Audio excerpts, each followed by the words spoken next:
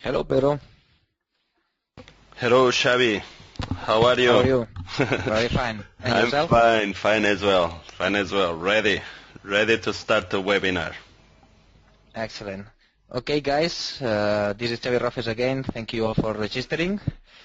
We're going to wait 2 more minutes because we got around 60 registers and now we're about 35. So we're going to wait just 2 more minutes and then we will start the webinar. Just showing you where we were last weekend at the Inurgenta show in Munich. Just for the record, besides our wrong English, you can know us by our face. Pedro is the guy who is in front in the main picture. Pedro is the guy in the middle, and I'm the guy on the left. Just remind you that if you have any questions, just email us here. Just write on the chat, and myself, Enrique, and Pedro, we will be helping you. So just 1 more minute, and then we will start the webinar. Thank you for waiting.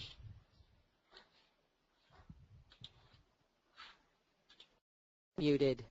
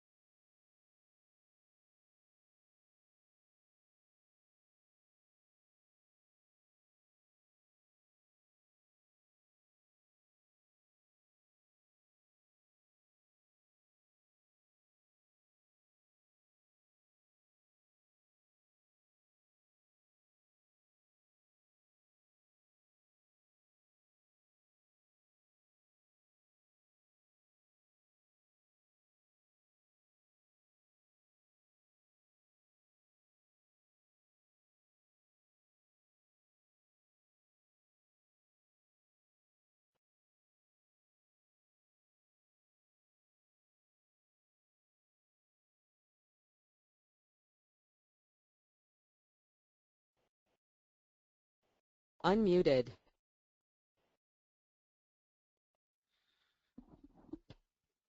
Okay, guys, time to start. Thank you all for registering. This is Xavi Rofes. Next to me I have Pedro Lobreiro and Enrique de Molino. Hello, Pedro. Hello, Enrique. Hello, Xavi. Welcome everybody to this webinar series. This is the third episode, and it's always a pleasure to have the opportunity to show RhinoGold in action. Thanks, everybody. Pedro, are you happy that today we have Enrique with us? Of course I am. Enrique, it's truly important. So it's very good to have it today helping us. Thank you, Pedro. Okay, guys, let's move forward because I remember last week we stayed for more than 1 hour, so the idea is not to make it longer, so you guys can keep working on your business. So, as always, we are TDM Solutions. We are a company that develops CAD/CAM solutions like RhinoGold, Clayu, RhinoNest, RhinoBoss, Skinny, 3D. And since 2001, we are headquartered in Barcelona, and we are working all over the world with 75 resellers. That let me remind you that you guys can contact them anytime because most of the times they know much more than us. And what is RhinoGold? What is what we are showing today? RhinoGold, as you guys guess, is our preferred software for jewelry design and manufacturing. Today we are in the version 5, and we are confident to say that it's the most complete solution for jewelry design. And for those who has not tried it yet, invite you to download the trial version on rhinogold.com/try, and then in there you will have 15 days of demo that you can play with it as much as you want, because it's full functional. You can even export an STL and print it out if you like what you have done. So this is what we are going to model today. This is a hollow ring. I would say that it's very American style. I hope you guys like it. Remind you that please ask any question on the chat anytime. Today it's not just myself but Enrique, who happens to be one of the main developers of RhinoGold and one of the guys who give technical support as well. So take advantage of him and ask all what you need. Is that okay for you, Enrique? Yeah, it's okay, sure. Perfect. So the main tools of this tutorial, as you can see, it's the Halo Studio. This is one of the news of RhinoGold 5, but also we will see how to use the Gem by Curve, the Gem Studio, a bunch of 2D tools. It will be kind of interesting for those who are not very experienced in Rhino Zeros, because these 2D tools will give you another view about modeling. Of course, we will keep modeling with the jewelry builders like Bezel and the Head Studio, and we will see as well the dynamic prongs and the prongs in line. If we have time, and definitely we will export in STL and make a very nice render in the Render Studio for Arion. So, Pedro, now it's your turn. You have to show your skills and make them learn. Are you ready for that? Thank you, Xavi. Thank you, Enrique. Thank you very much, everybody, for joining this webinar. It's now time to show RhinoGold in action. Let me open RhinoGold interface, and let's start making this hollow ring. So the idea, as always, when I start designing a ring, I always recommend to start defining the ring size. So we can do it easily under the Jewelry tab. We have the Gouge Tool. So the idea is to define a curve which will help us. So just we'll need to define the ring size. As you know, we have several ring size charts, and you can customize your own. You can add your own ring size chart. So the idea is to define the ring size. In this case, I'm going to use number 18 from the European measures. As you can see, I have the diameter in here, and I will create my circle to use as reference in the next steps. So after the ring size, I would recommend the next step. I would recommend the central gem, to define the central gem. Usually it's the information we have when we start creating a ring. It's the gem, the big gem. In this case, this kind of rings, the size and everything. So I will go to Gems tab, and I will use the Gem Studio tool, as you can see, to define my central gem. In this case, as you know, we have several, the standard gem cuts, and I will use the Brilliant Gem Cut with, in this case, I will define 5 millimeters diameter. So I define the diameter for the gem, and I have the gem. Let me change display mode. I have the gem, and I'm going to the front view, and in here I will move the gem to the top of the ring. Let me just activate the snap. So I will move the gem to the top, more or less here. I will, if needed, I can move it after to adjust the position. I believe all in here will be the correct position, but of course any moment I can change it. So this is the starting point to define the ring, the central gem, the gem size, and the ring size. So I'm going to save my file. So under the desktop, I will call him Halo ring. So when I save my file, automatically this is the point when RhinoGold starts counting the time in report. So any moment I can go to report and know exactly the time I spend modeling my object, in this case this ring. And now the next step I will define, I'm going to the front view, and I will define one offset, one curve, to define one offset relating to the original ring size. So this circle, I'm going to select the circle, and under the drawing tab I have the offset tool. So I select the offset tool, and as you can see in the command line, I have the distance, so I can define the distance to the offset. I'm going to define 2.5 millimeters. And as you can see, I can define the direction.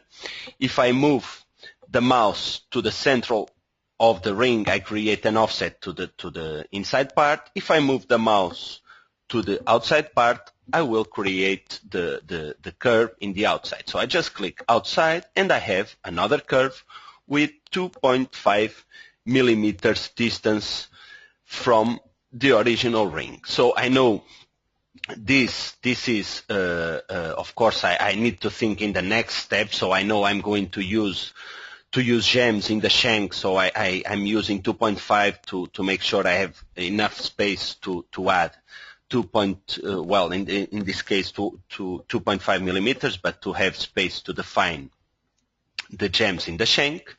And now the idea, back to the perspective, the idea is to define the Halo Studio. So let's go back to the Jewelry tab. I'm going to use the Halo Studio tool, as you can see. And now I need to select the object where I applied the Halo Studio. In this case, I select this gem. As you can see, automatically I have the halo around the gem. Of course, I could use a curve or any other gem cut. And now I need to define the parameters. So first step, I'm going to define the profile. We can apply several profiles. By default, we have the sharp edge profile, but in this case, I'm going to use the round edge profile.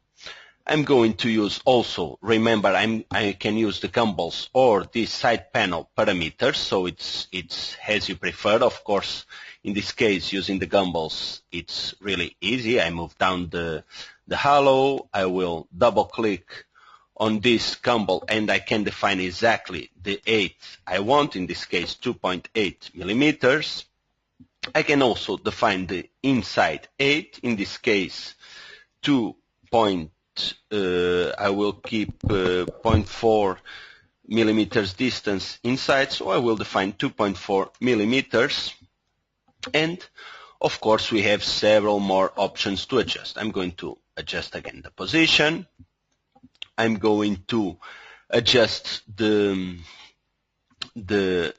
so next step, probably the easiest step, is to define the gem size. Let me use 1.5 millimeter gem. I can also adjust all the prongs. In this case, the prongs inside the gem, let me use 25%. I can also adjust the distance inside the halo. I'm going to define 1.6 millimeters. Let me select again, 1.6. Okay. And the next step, I can define some inclination using this gumball. As you can see, I just move the point and I define the inclination angle. And I can also define the thickness using this case. I will define the inside thickness 0.6 millimeters, and outside I can use 0.7 millimeters. I believe it's almost. I can also move the position inside. In this case, let me adjust. As you can see, I'm moving the channel inside. And when I adjust, of course, the gems will recalculate the positions because we are changing all the parameters. So in this case, I'm going to move. Let me see from the top view a little bit more. I believe 1 millimeter inside it's okay. And of course, Let's go back to the prongs. I can adjust the prongs, in this case to 8. Let me use 0.6. I can also probably in here use, let me try 28 to adjust the prongs position. I can define different to the inside prongs and outside prongs. So let me use a little bit more, 30.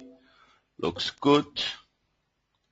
Just inside prong must, I don't like it to be so close, so probably I will use a little bit more. Let me use 35. And probably the outside, I can unlock the parameters from the inside prongs and the outside prongs. I will use the outside 25. So as you can see, I can control different parameters from the inside prongs, the outside prongs. So the idea is to easily define exactly as I want. The 8, let me see, I can use, let me try -3, probably looks better.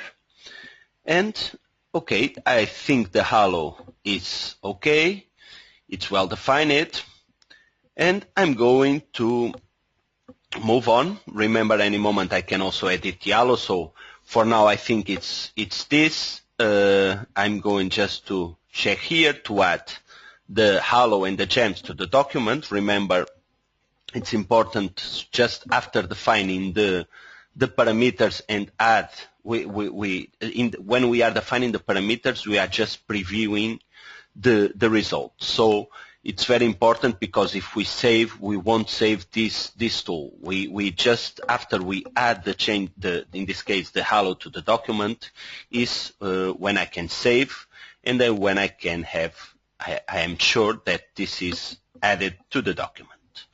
So now I'm going back to the front view. Let me change the display mode to shaded. And now the idea, I'm going to define some curves. So I'm going back to the drawing tab, and I'm going to start with the line to cut the outside curve. So I select a line in the middle of the ring, and I'm going to use the trim tool, as you can see also in the drawing tab. So the cutting object is this curve. I press enter, and then the object to cut is this part of the curve. I press enter again, and I can select the curve and delete with the keyboard. So now I have the arc, and I'm going to move. In this case, I'm going to extend the curve. So I'm going to use we have several options to extend curves. I will use under the extend submenu, I have the extend curve smooth. So I just select the curve I want to extend, and I can extend exactly to the point I want. In this case, I'm going to remove the snap to define exactly where I want to extend this curve. In this case, I believe in here is fine. I can change to wireframe to make sure I will not get into the recessed area, so I believe in here should be great. And now I want to do the same thing in the other side, but to make sure, I will just create another line. I divide once again, I will use the trim to divide to make sure I'm using symmetry. This is a cutting object to trim this curve, and I can delete again the cutting curve. And now I select this side of the curve, and under the transform tab, I will use the mirror submenu, the horizontal symmetry. So now I have exactly the same curve from both sides. Remember, make all your questions using the chat, and if you have any problem or if there is some delay in the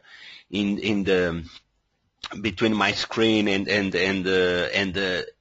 make sure you understand everything. Make all your questions. So my workmates Enrique and Xavi will help you. And now I'm going to move on. So the next step will be to create another offset. So the idea is to use, once again, first, as you can see, I have two curves, and I need first to join these two curves. I could easily use the join tool, or automatically the auto connect allow me to connect the curves in the document. So in this case, I just use the auto connect. It's the same as joint. So, but the idea is not to select the curves. Other cases, of course, we can use the joint tool. In this case, it's easier auto connect. Okay, next step, I'm going to define another offset. So offset tool under the drawing tab, and I select this curve. I define the offset distance. In this case, I'm going to use 2.2 millimeters, enter, and I define the inside curve, and the same to this curve. Once again, if I press enter, it will call the last tool, use it. So the idea is just to define enter, and I know I'm calling the offset tool. So once again, I create my curves, and now let me hide this curve and this curve. I can use this icon, and I will hide just to show you how I will split, in this case, to trim these curves. Once again, trim tool. So the objects to cut are both curves. I press enter, and the parts to cut is this part and this part. I just click, enter again, and now I have this curve. I can use again the auto connect, and I'm going to show again. Remember this toolbar, this viewport toolbar, I need to press shift to have the hide and show options, otherwise it's the display mode. So I press shift and I have the show and hide options, and now I have my curves. And now the idea is to close the curve, but first, as you can see, I can edit my halo to adjust exactly as I want. So any moment I can go back to my halo, I select my halo, and with the middle mouse button I have the option to edit. I can also select the object and use F2 from the keyboard, or I can use also the browser, RhinoGold browser, and from here I can edit just with a right click and edit. So as you can see, any moment we can edit our in this case the halo tool. And now I'm going to adjust the angle from the halo in order to be exactly using, as you can see, to the curve be inside from the halo. So just want to adjust this parameter.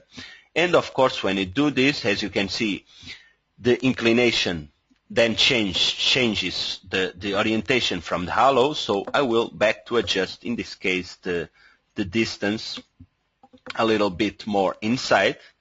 Let me use, let's go back to the front view, we control better. Let me use minus 1.5, and I can, using this gumball, move up my halo to adjust exactly in the curve. So as you can see, it's really easy. Maybe a little bit more down. So using this gumball, I can adjust exactly as I want. And now I believe everything is exactly as I want. Let me define just the prongs. So the 8. Okay, looks good. And I can check here, and now I'm going to move forward to the next step. I'm going back to the front view, and I'm going to create a curve to connect these two curves. So I have the outside curve and the inside curve from the shank. This will be used to create the shank, this curve. So I'm going to create a line to connect both curves. To make sure I'm using a point from the line, I'm going to activate the near option using the O-snap. So I activate this option, I can disable the snap, and I'm sure I'm using a point from the curve. So I'm picking one point from here, other from here, can be here. And just to make sure it's inside halo, just to make the Boolean later. And now the idea is to make once again under the transform tab to make a horizontal symmetry from the curve to the other side. And using these two curves, I'm going to use the trim tool. So once again, trim, the cutting objects are these two curves. Objects to trim, it's this part of the curve and this part of the curve. The same to the other side, this part and this part. Okay, looks perfect. I can press enter to finish my tool, and once again I'm going to use the auto connect. So with auto connect I will connect all the curves in a single closed curve. As you can see under properties, when I select any object I can see the object type, in this case closed curve, and the same in here. Okay, so I have my curves, and now the next step will be to extrude my shape. So I select the inside curve, I select the outside curve, and I'm going to the modeling tab to use the Extrude Tool. So with the Extrude Tool I can define my solid. In the command lines I have the options. I can define solid yes, both sides extrusion yes, and the idea now is to define the distance from extrusion. So I will define, I want 2.5 extrusion distance. I will define 1.25 because I'm using both sides. Okay, I define in the command line 1.25. I press enter, and now I have my solid, as you can see, easily defined.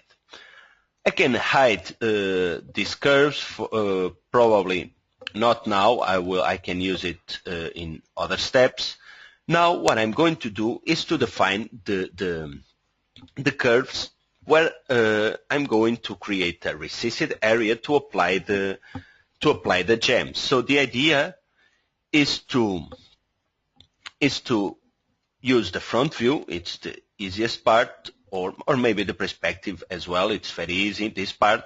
I'm just going to the modeling tab, and with the offset submenu I have the option to, this tool is very useful, offset curve on surface. So I select this curve. I'm going to select now, as you can see in the command line, I have to select the curve on a surface. So I'm going to select this edge. As you can see, it's asking me which edge, the edge from the side surface or the edge from the other side. So I'm going to use the edge I want. So in this case is the side surface, or in this case the front surface to be exactly. So I select this edge, and I define in the command line the offset distance. So as you can see in the command line, I just need to define the offset distance. I'm going to use 0.4 millimeters. I press enter. In this case, the direction was not correct, so let's repeat the step. Offset curve on surface. Curve to create the offset is this one. And as you can see, the arrows are in different direction, which means that I need to flip. And now I can define 0.4, and I have my curve. So the same to the other side. This is the edge. I flip, and I define 0.4 millimeters. Okay, now I will do the same to the inside. So I select, press enter to call the same tool. I select my curve, and I define invert selection, invert the direction with flip, and the distance 0.4 again. Okay, just now I need this offset curve, so I just need from this curve, and probably in this case, as we have several curves, it's easier to use the duplicate edge, and I duplicate this curve, this one, and this one. So as you can see, I have 3 curves, and once again, using the auto connect, I join all in a single curve.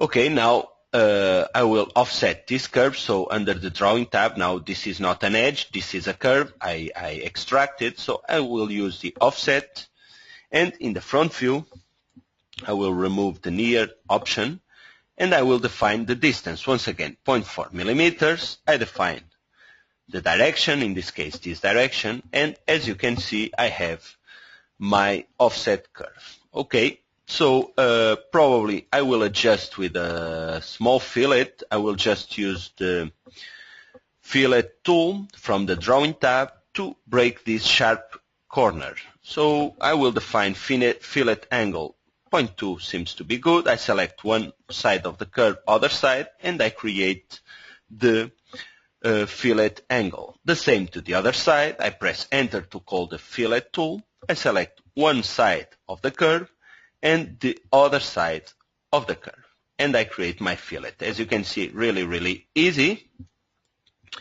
And I'm going to move on. So the next step, I will define just a curve in this area.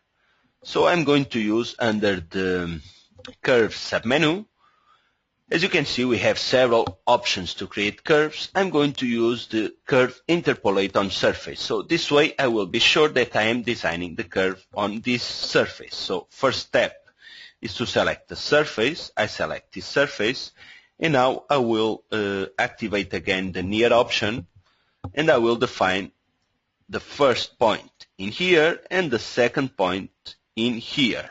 Enter, and now I have my curve.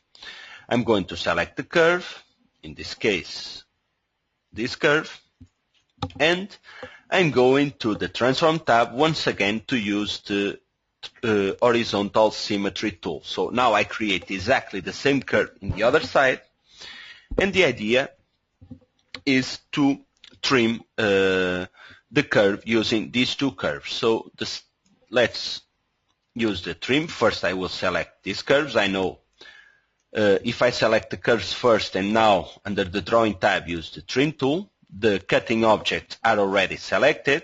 I just need to define the objects to trim. In this case, this curve, and the same in the other side. This part of the curve and this part of the curve.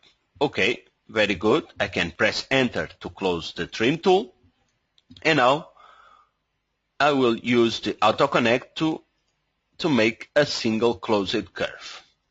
Okay, so this is the idea. Now, as you can see, I have in here a small problem. So what I am going to do is just undo, and I'm going to trim also this part. So I select both curves, and when I do offset curve on surface, sometimes it extends the curve, so I just need to use the trim again to cut this part and to cut this part. Okay, once again I will use the auto connect and select the curve to make sure in the properties tab to make sure it's a closed curve. Okay, this is important to make an extrusion, then I will be sure this is a solid. So now I will create a solid to remove from the shank in order to create the recessed area. So the idea is to select the curve and also the inside curve. I select the two curves, and I'm going to the modeling tab, and I'm going to select the extrude tool. Once again, I will define extrude in both directions, and in the command line, as you can see, I can define my options, both sides, yes, solid, yes, and the extrusion distance, I will type 0.4 millimeters. Okay, 0.4, enter, and as you can see, I have my solid. As you can see, I create both sides. Why? I will make a Boolean difference, and the idea is to have for instance, if I didn't create both sides, I would create a solid just in one side, and I would have a coplanar surface. What is a coplanar surface? Just to show you, this can avoid lots of problems. If I move this 0.5 millimeters, which is the extrusion distance, I have in here, I'm going to change to coasted display mode, I have in here one surface from one side and one surface from the other solid. So I have two surfaces sharing exactly the same position. Usually, Rhino, to make Boolean operations, isn't the best way to create Boolean operations with coplanar faces. So the good idea is to avoid it, to make a Boolean operation correctly. So the idea would be to avoid it. So that's why I extrude both sides. So I'm going to undo to back to the original position. And this way, I'm sure I won't have problem with the Boolean operation. So I have my cutting object, so to create a recessed area from one side. I will select it. I want to do the same in the other side. Transform tab and symmetry, in this case vertical symmetry. So as you can see, I create in both sides. Okay, so let me remove from my object. To do it, it's very easy. I just need to go to Modeling tab, Boolean Tool. I define in the middle option Boolean Difference. Object to keep, the first selection is the ring shank. Objects to remove, it's this part and this part. I press enter and I click on preview. So let's see the results. As you can see, I have created successful the recessed area. I just forgot before, I don't want to apply gems in the bottom part of the shank, so I can easily cut these two objects. And to do it, I'm going to the Jewelry tab, and with this tool, Plants and Cubes, I can easily create a cube, in this case a box in this direction, and I can adjust, as you can see easily, I can adjust the measures just to make a Boolean operation. So I'm going to the front view to define exactly the position I want. In this case, I need to move the box, so I select the box. Let me change display mode to be easier to understand. I select the box and I move down, so I will be sure I won't create in gems, so I won't create a recessed area in the bottom. So to be easier to understand, I'm going to hide the shank. So I select the shank and I hide. So I have my objects to cut my shank, and I'm going first to cut them. So Boolean operation, Boolean difference, and I will define objects to keep these two, enter, and then I click here to define objects to remove. Okay, so I can preview, and as you can see, I successfully cut my object and back to show my ring. So now the idea is to use once again the Boolean difference to remove from the ring shank these two cutting objects. So the idea is to select objects to keep and then objects to remove. I click on preview, and as you can see now I have successful create my recessed area. Okay, this is the idea. And now what I'm going to do is to create the same thing in this outside part of the shank. So first thing, middle mouse button, I select all the curves. Probably I won't need these curves anymore, but I'm not sure. So Layers tab, I create a new layer and I call him Curves, enter. And as you can see, I can easily change the color, for instance, red. And I can click on this layer, right click, and I will define change object layer. So I have the curve selected. As you can see now, they changed the layer, and I can click on this icon to hide this layer. So as you can see now, I only have the shank. I can apply a material just to understand what I am doing. And now the idea is to define I can also apply one of these. Probably it's just to see any moment I can go to the side panel and apply any other material. And this is important to know any moment the weight of my model in different gold with different carats. So the idea now is to create another recessed area in the side part of the shank. So once again, I'm going to use the offset curve on surface. I select the curve on surface, in this case this edge. I define the direction, this one, and the distance, in this case I'm going to use 0.5 millimeters. Okay, as you can see, I have one curve. Press enter again to use the same tool.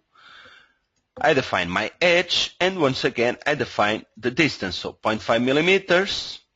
And finally, I can use the Interpolate Curve on Surface, so under the Drawing tab, Curve submenu, and I will define the surface I want to interpolate this curve is this outside surface. I select Near option to make sure I will use this curve from this point to this point, just to make sure. And the same in the bottom part. So in this case, maybe in the right view, or maybe in here, doesn't. Actually, it's easy anyway. And once again, curve interpolate on surface, and I select the surface, and then from here to here. So easily I create my cutting curves. I'm going to define now the trim, cutting objects, this curve and this curve, not the ring. I can remove from the selection with the control. And now I press enter and I define objects to cut, this curve and this curve. And the same in here, this curve and this curve.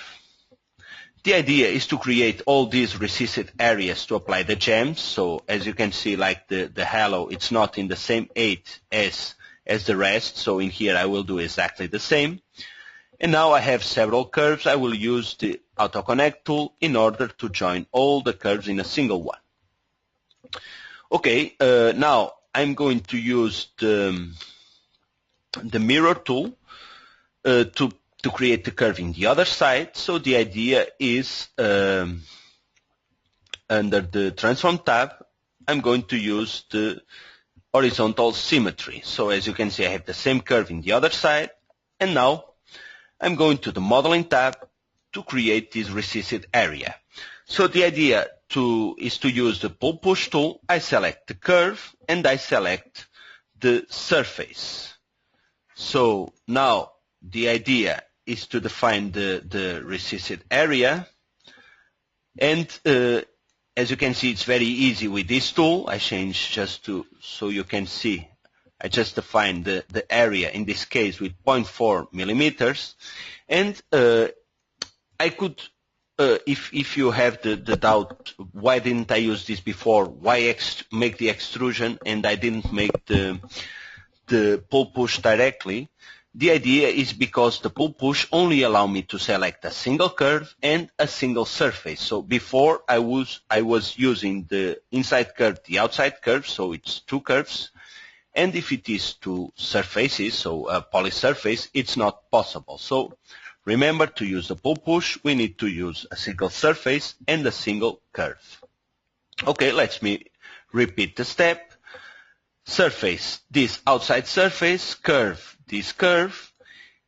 And as you can see, if in the other side it didn't was enough to recognize, I can select a point inside to recognize the area I want to create a recessed area, and if not, it will detect automatically. So I just need to define in here the distance, 0.4 millimeters, and accept, press OK in the side panel, and here we go. So almost everything is defined. We just need to create one more recessed area, in this case directly in the halo. So what I'm going to do is to use the Extract Iza Curves. So I select the surface, as you can see in the command line, the surface to extract the Iza Curves. I select the halo, and I can easily select the Iza Curve from the halo. So I select the position and I click, and the same in the bottom. I define the position, I click, and I have two curves. Okay, exactly the same workflow to close this curve. Curve, interpolate on surface, and I will define, this is the surface I will design.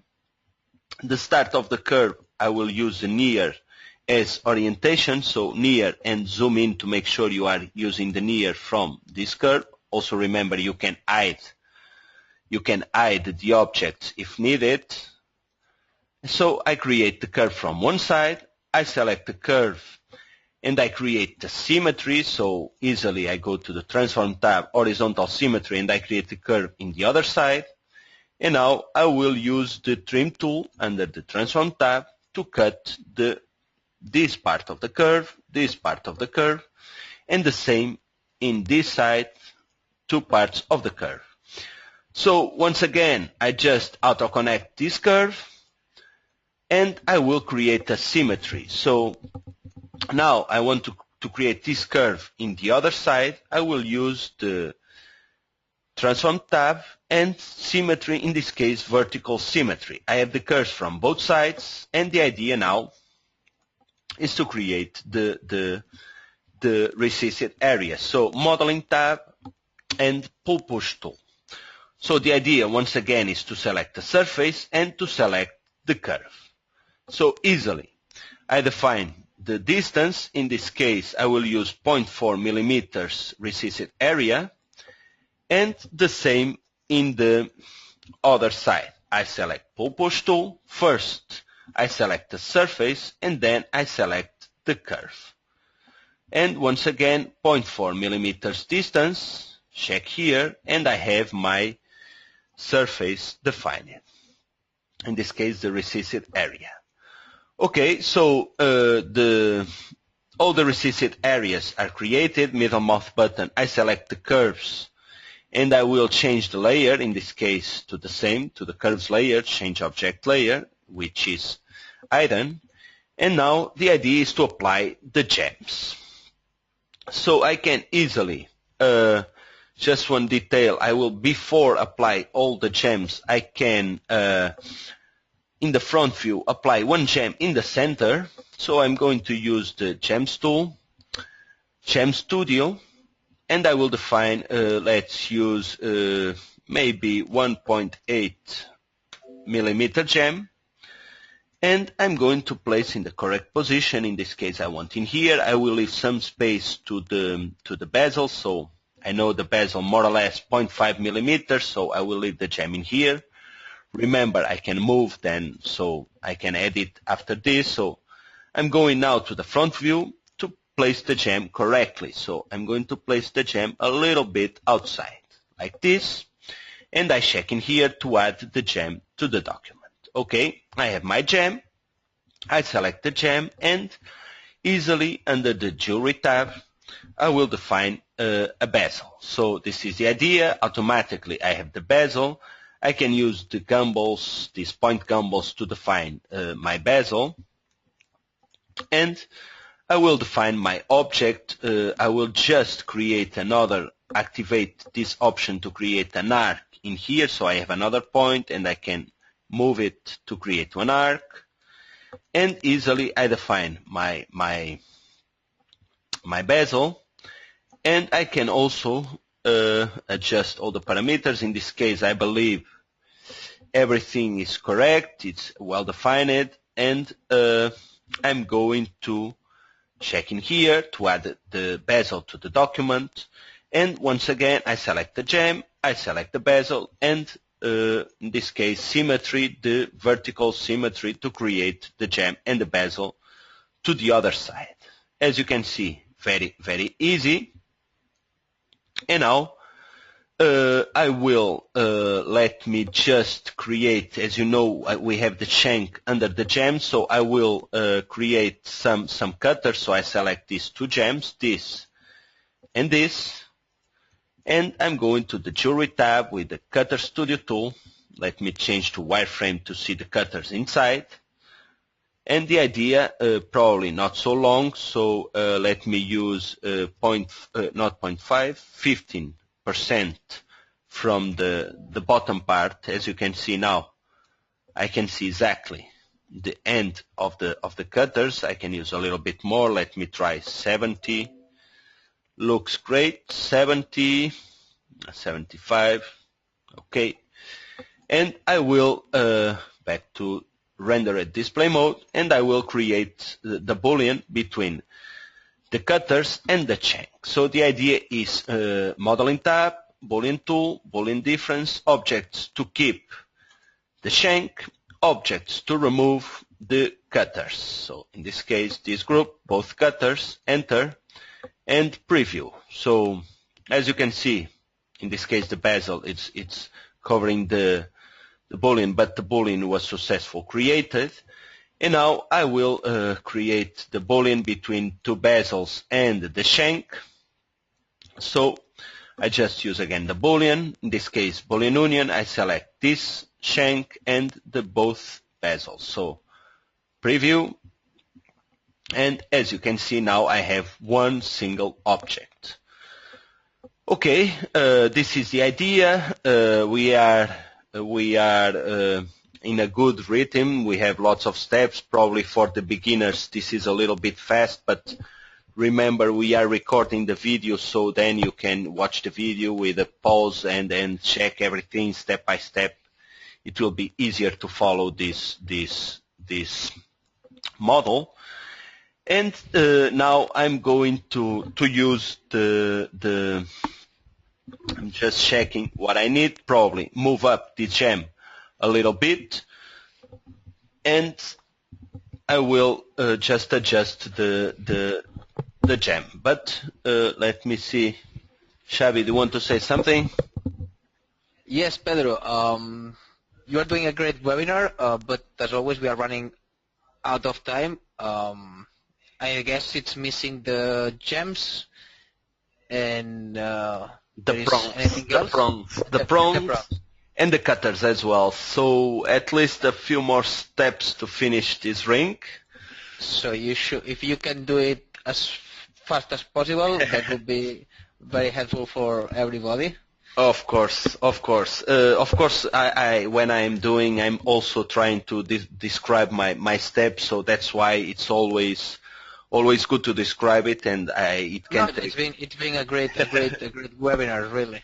I'm learning as well. So. Thank you. No, I believe. Yes. Do it as fast as possible because these guys need to go back to their routine. So. I know.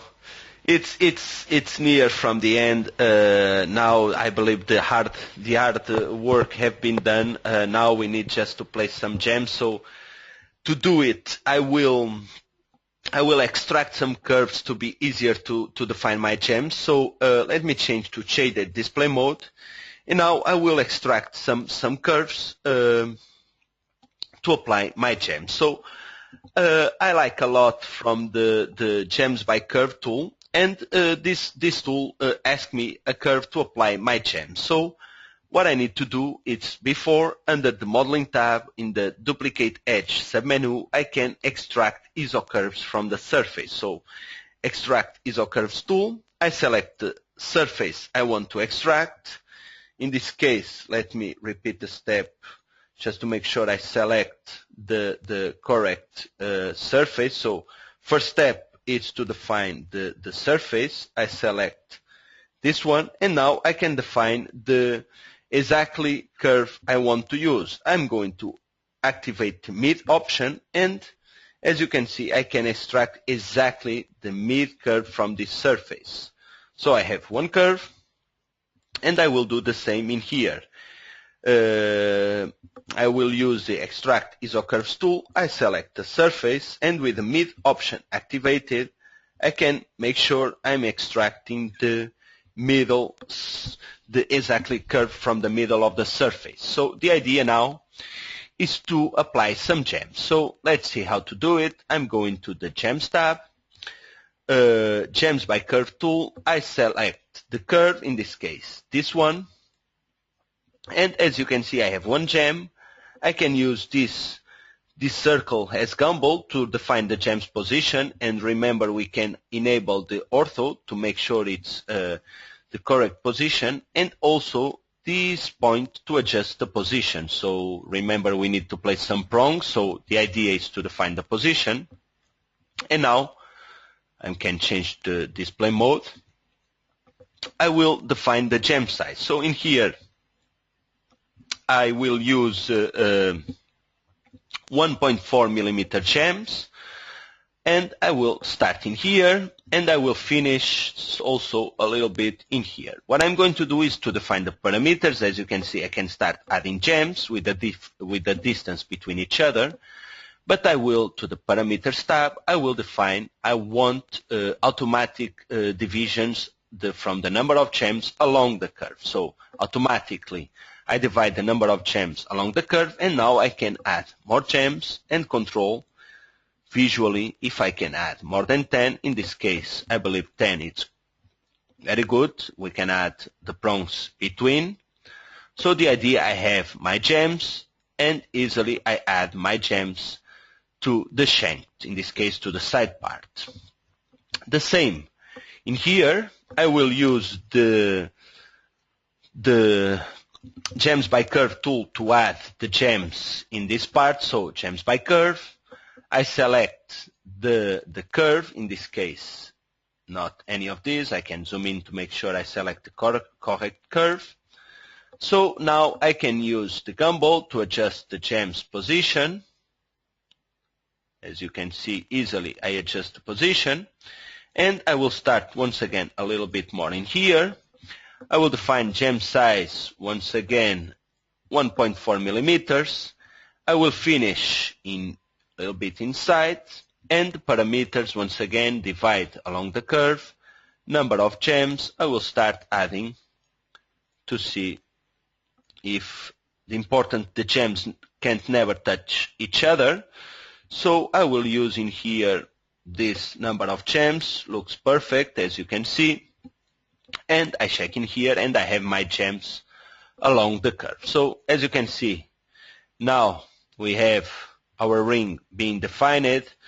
The next step, I'm going to add to these gems the prongs. So in this case, I'm going to use the prongs in line. So I select my gems, and under the jewelry tab, I can define prongs in line tool. So I have the gem selected, and the idea is to define the diameter of the prong. In this case, I will use 0.6. In this also the cap 8 0.10, and I can easily create the prongs with symmetry. Remember, if I press Shift key from the keyboard, I will apply the changes to all the prongs. So I apply the prongs, and I just need to define the end prongs exactly how I want.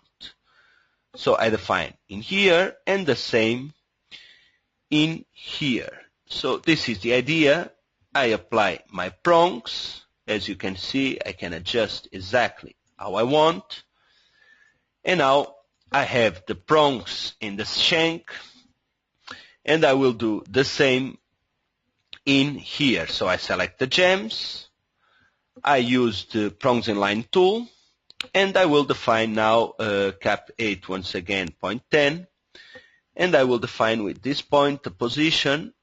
As you can see very easily, I define the prongs position. Remember, press Shift to apply the changes to all, and I just need to apply now the end prongs. So the end prongs, I will use something like this. As you can see, the orientation is not as I expected, so I edit later, no problem at all. I can control exactly as I want.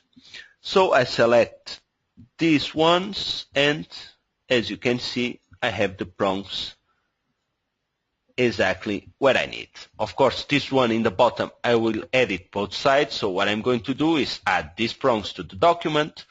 Then I select the prongs, middle mouse button, and edit. When I edit prongs, I will use the tool Prong Editor. So with the Prong Editor, I can change all the parameters, and some of you usually ask why I can't move the prongs. Because you need to define an object as orientation to move the prong. So in here, I will select the object will be the surface. So what I need to do is to select the surface. In this case, I need just to extract the surface to orient the prong. So I create a copy in order to keep the solid. Under the command line, make sure it's a copy. And now, when I select the prongs and I edit, I can select an object to use as reference, in this case the surface. So now when I move this prong, I'm sure I'm using the surface. The same in here, and exactly the same in this side. So I can remember, if I change the parameters, it will only apply to the selected prongs. So if they are gray, they are not selected. If I drag a window, they are blue. They are all selected. Okay, I have my gems, my prongs. I will just select the surface and I can delete. It was just to use as reference. And now I will create a symmetry to the other side. I select the prongs and the gems, transform tab, in this case vertical symmetry, and I have the gems and the prongs in the other side. And the same with the gems and the prongs in here. All are grouped, so I select gems and prongs.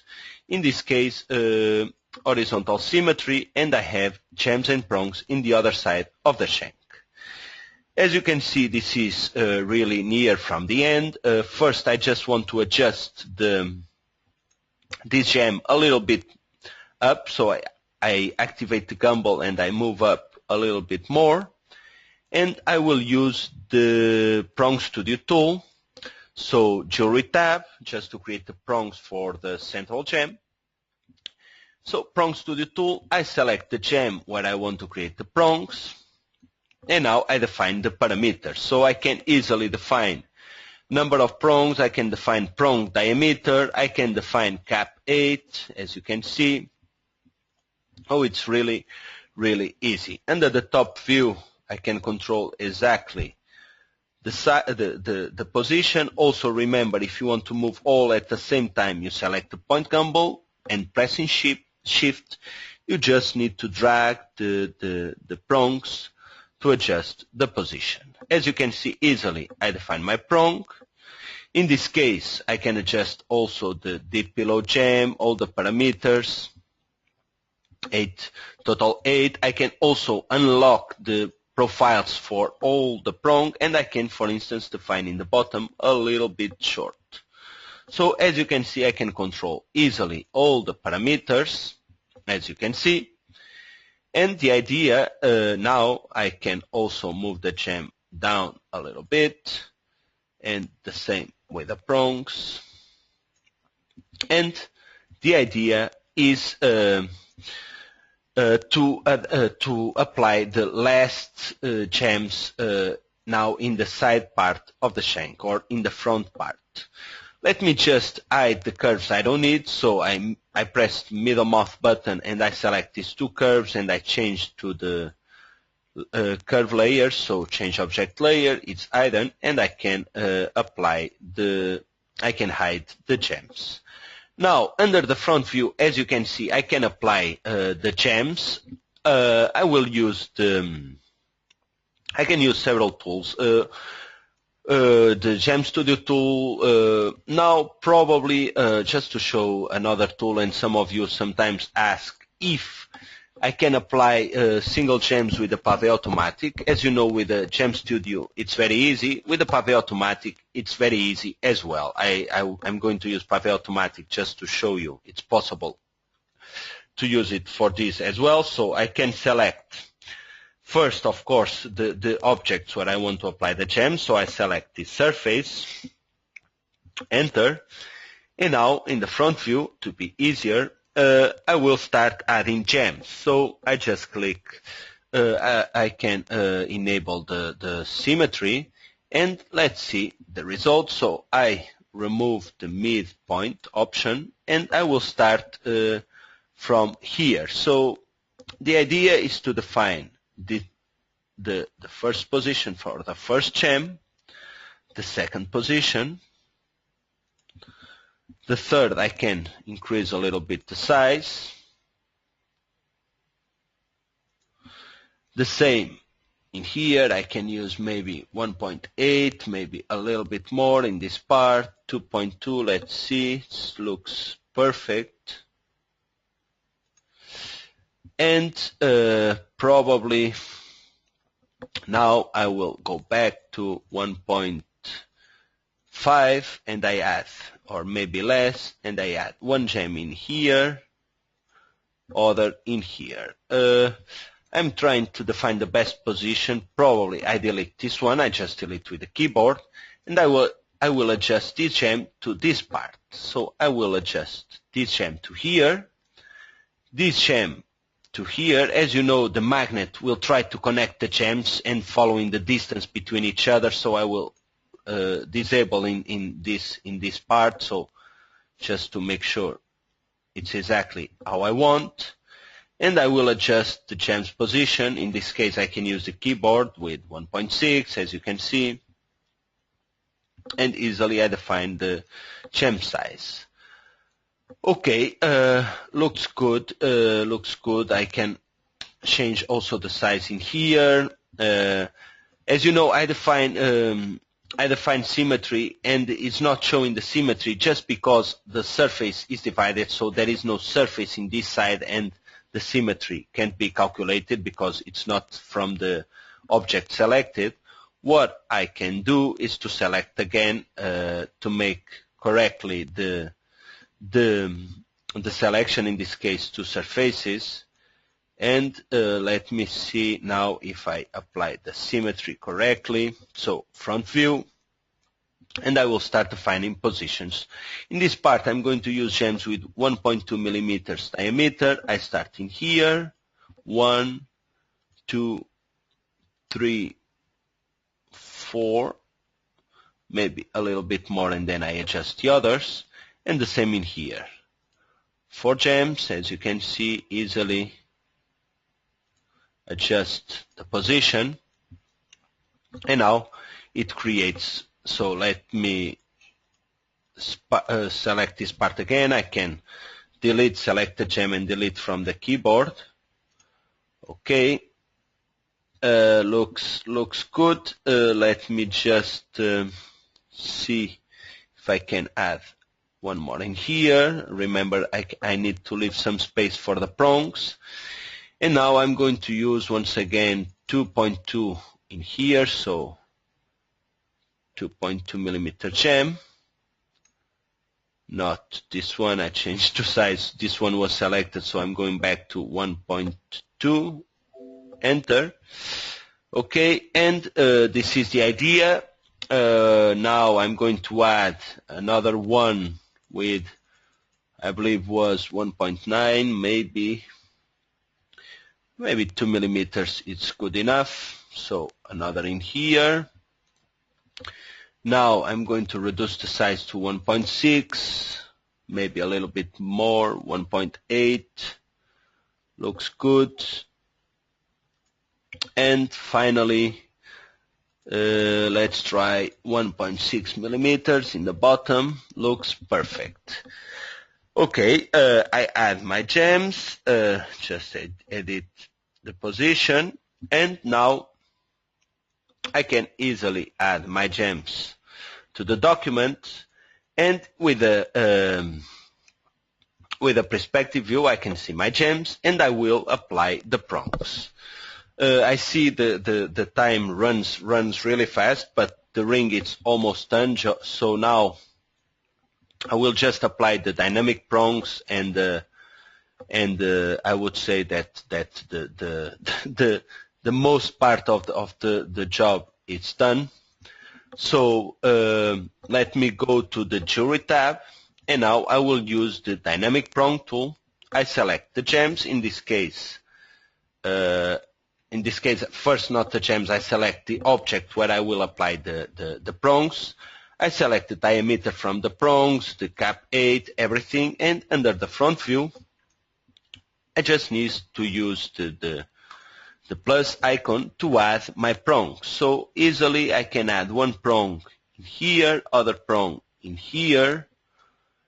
As you can see, it will suggest the middle position from the prongs. In this case, I will put a little bit inside. In here, the same. And in here, just one. So I can easily adjust the size, as you can see. The same in here, I will use just one, so I adjust the size. And in here, I will use the same one, one prong in here and probably two between this area. So I have. Pedro, while you are placing all the prongs, Yes. You go ahead. Don't talk. Just design. I think Enrique has good news for this week. Very Rick, good. Are you around? Yeah, sure.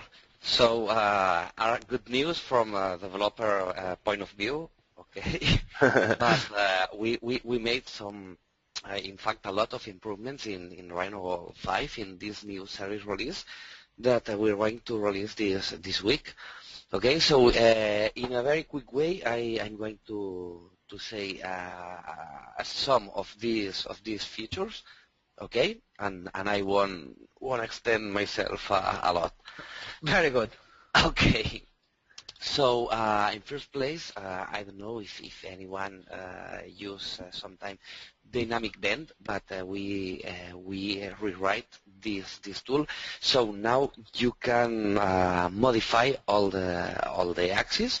Okay, you can set the spine point. So that means that you can bend an object for different points at the same time or independently. Okay. By the other hand, we have the place image tool. So I guess that the people that comes from RhinoGold 3 remembers that tool. Okay, now in the place image, you can store as many images as you want inside of the 3D object. So that means that you can share it in between Dropbox or any computers as you want, that you can keep the pictures inside the file. Okay, so is it clear? It's very clear and good news. Okay. For So other hand, yeah. Go ahead. Sorry. Okay, just the pavé you use, it now has the feature to fill automatically all your surface. So that means that you can make a full pavé in 2 or 3 seconds. Okay, so furthermore, there is the possibility to intercalate the lines. Okay, so and furthermore, you can adjust automatically the gems, the gem size to adapt to this intercalate. So it's very beautiful from a developer point of view. And from the user as well, it's amazing. This one, it's really good. I've been trying. It's amazing. Yeah. Besides all the news, I'm checking here all the news. There are like I'm 75 or 80 news. We will publish them on our blog forum at the end of the week. So do you think by Friday probably we will have it? By what? By Friday. Yeah. And probably before Friday. Okay, excellent. Of course, Great. all those who have RhinoGold 5, it will pop up automatically a message on your RhinoGold 5 asking for the new update. Is that correct, Enrique? Yeah, exactly. Very good. Or, of course, you can go anytime to our user area on 3dabsolutions.com/user area and download it from them. So, Pedro, how is it going? This is going really well. I believe after placing all these prongs with the dynamic prong tool, I just select the objects to use as reference, in this case the ring shank, and I apply the prongs I need to set all these gems. So as you can see, I define the prongs.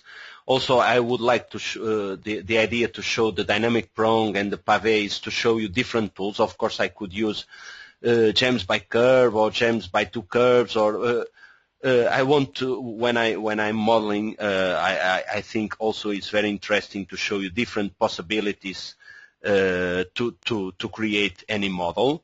So now the idea is to create a symmetry. So I select the gems and the prongs, and I will define the symmetry under the transform tab. I will select in this case the vertical symmetry tool. So easily I define the gems and the prongs to the other side. as you can see, the ring is done. I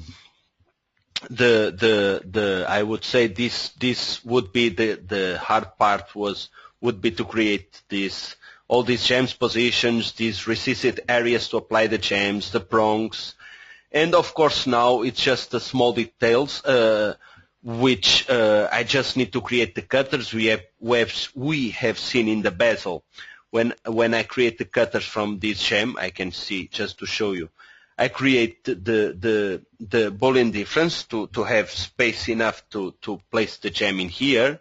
So the idea for all the other gems is to make exactly the same, to apply the cutters, and this way I can create easily my object. So I can create the stone seat, so it will be just placing the cutters on the gems and make the Boolean operation. What do you think about time, Xavi? We are a little bit late. We are already too late, so we were supposed to end the webinar 20 minutes ago, so I guess we can dedicate 5 more minutes, or 10 more minutes, that's fine. Okay, I will say that of course all these gems, the next step would be just to create these cutters to create the booleans. So what I would do now, it would be first probably just a little fillet in this sharp edge. So variable fillet tool. I define in the command line the fillet angle, so I will define, let's try 0.2 millimeters angle, and I define the curves I want to fillet. In this case, this one, this one, this one, and this one. So press enter, and now the idea is to create a fillet angle in here, and of course I can do it to all the others. So I just press enter if I want to do it again, inside, and I create easily the fillet.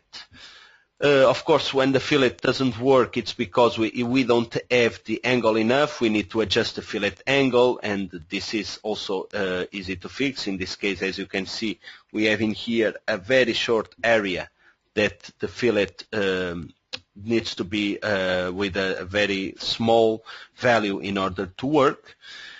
So now the idea would be just to show you how to do with the cutters. It's really easy. For instance, I select these gems,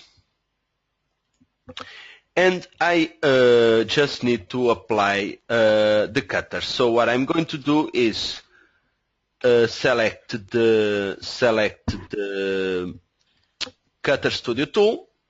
Under the Jewelry tab, I select the gems to apply the cutters, and the idea is to create the stone seat. So as you can see, I'm creating the cutters. Let me change to wireframe. Maybe it's 2 curves, but let's see. This is the cutter. I can reduce, you see, I can reduce the dip of the cutter. Let me use, for instance, 30% in the bottom.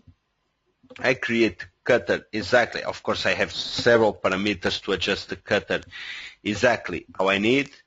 In this case, I believe it's perfect. So I'm going to make the Boolean operation.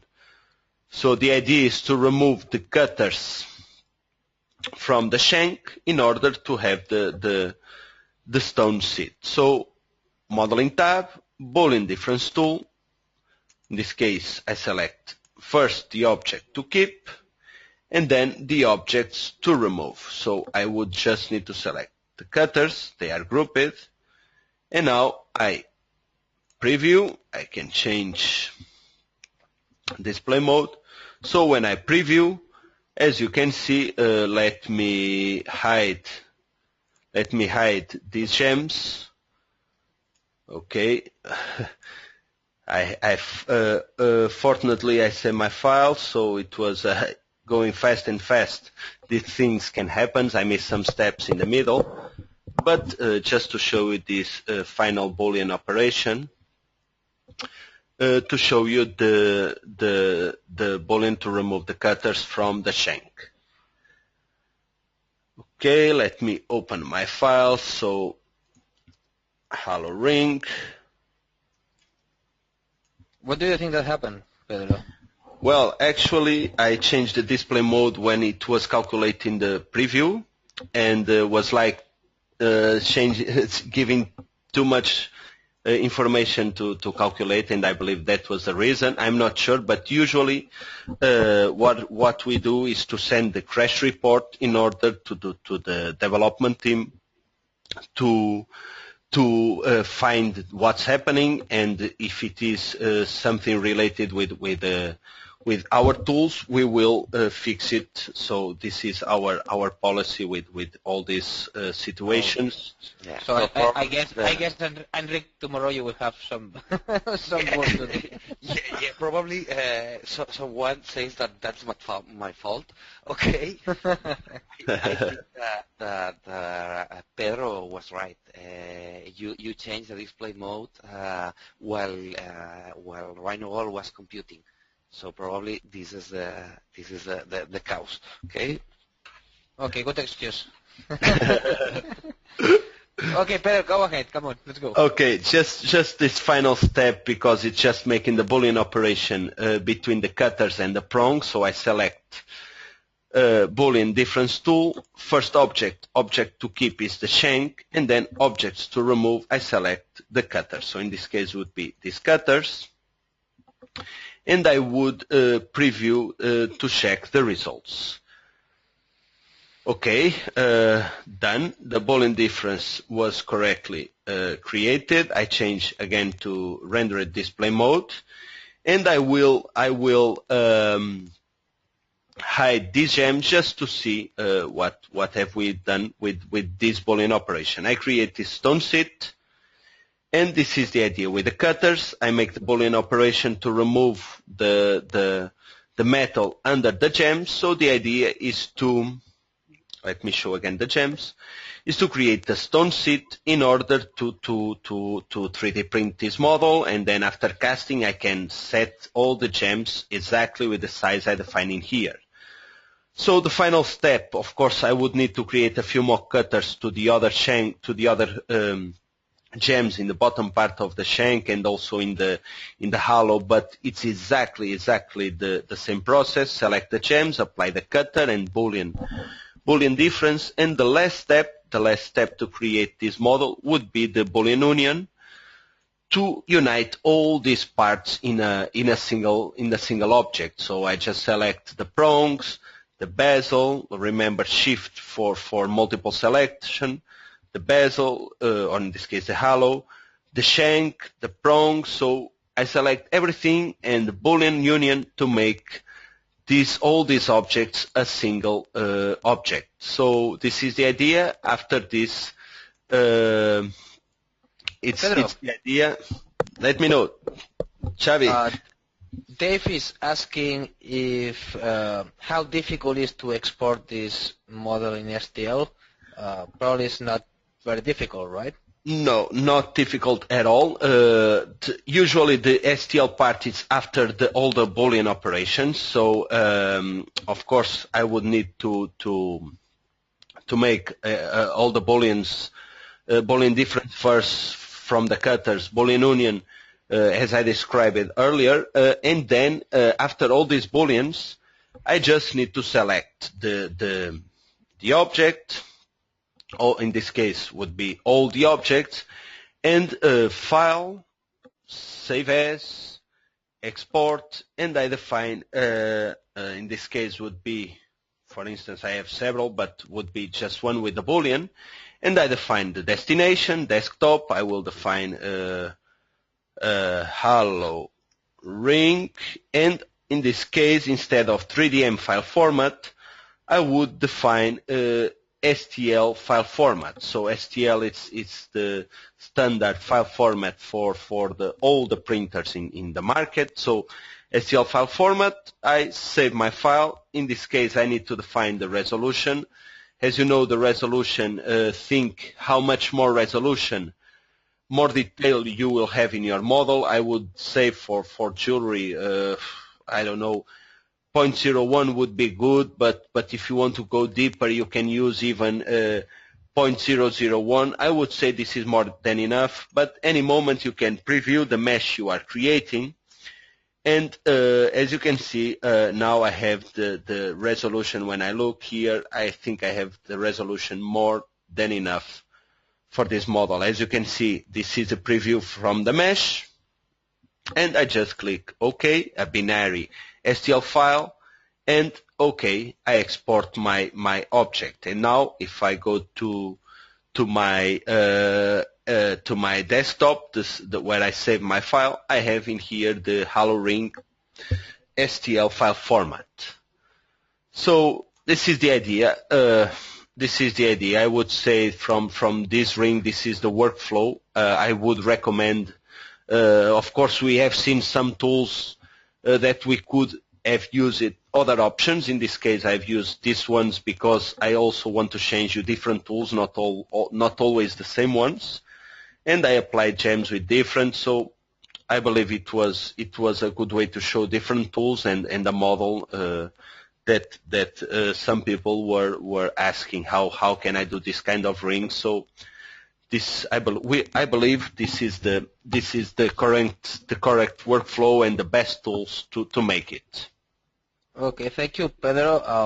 About printing and STLs, I'm sure we will dedicate an entire webinar within the next month just to talk about how to export an STL or even how to fix some naked edges, we will have some tools here in manufacturing that have all the printing areas of different printers, so we will show all of this so you guys get to know a little bit about the next step after designing. And I think it's already 30 minutes late. Guys, if you have any question, I could tell you to ask now, because otherwise we don't want you to spend more time in front of the computer. So we will dedicate the next 2, 5, 10 more minutes in answering your questions. Pedro, if you go back to the presentation just for a while. Of course. Let's go to the PowerPoint, and here you go. So just to remind you, the part that I like the most, of course, the pricing. For those who have no RhinoGold yet, RhinoGold has. Let me go directly here. This is the RhinoGold prices. For those who have anything, just want to start in 3D, the price of RhinoGold is $29.90 US or euros, depending on the area you live. If you already have Rhino 5, as I have noted in here during the questions, RhinoGold is $19.95 US or euros. And if you have RhinoGold 4 or previous versions, to upgrade to RhinoGold 5, it's $8.95. And it's very easy to purchase. You can go directly to our website or visit our resellers. We have 75 resellers all around the world, so I'm sure you will find one next to you.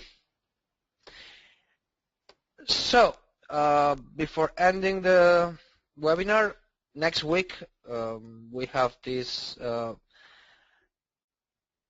image, this ring. It's a Batman or something like that. And it's a bet. Okay, so in this webinar we're going to see Rhino Emboss. Is that correct? That's correct. Indeed, that's the idea from the next webinar, to create this model using Rhino Emboss. Then we have users asking, Rhino Emboss, I can only create flat objects. Yes, you start with a flat object, but then you can create anything from that object, and that's the idea from this webinar. So okay, excellent. I hope. And this is next Tuesday, same time as today, 6 p.m. in Central European and 6 hours less in the East Coast and 9 hours less in the West Coast. And if you are in the center of US, then 8 or 7. Yes.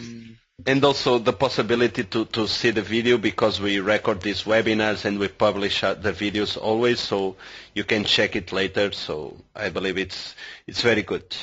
Very good. So we're going to spend these 2-3 more minutes. So just ask. We will publish as well all the questions that you have asked today. We will publish them next to the video webinar. And I don't know, Pedro, would you like to add anything else? Well, just to thanks everybody for attending this one more webinar. I'm glad there are several people attending to the webinars, watching the videos. So it makes sense our dedication to RhinoGold and to all the users, beginners, experts, everybody. It's asking, so we are really glad to be able to help all of them. Thank you, everyone. Thank you, Pedro. Enrique, will you be joining us next week?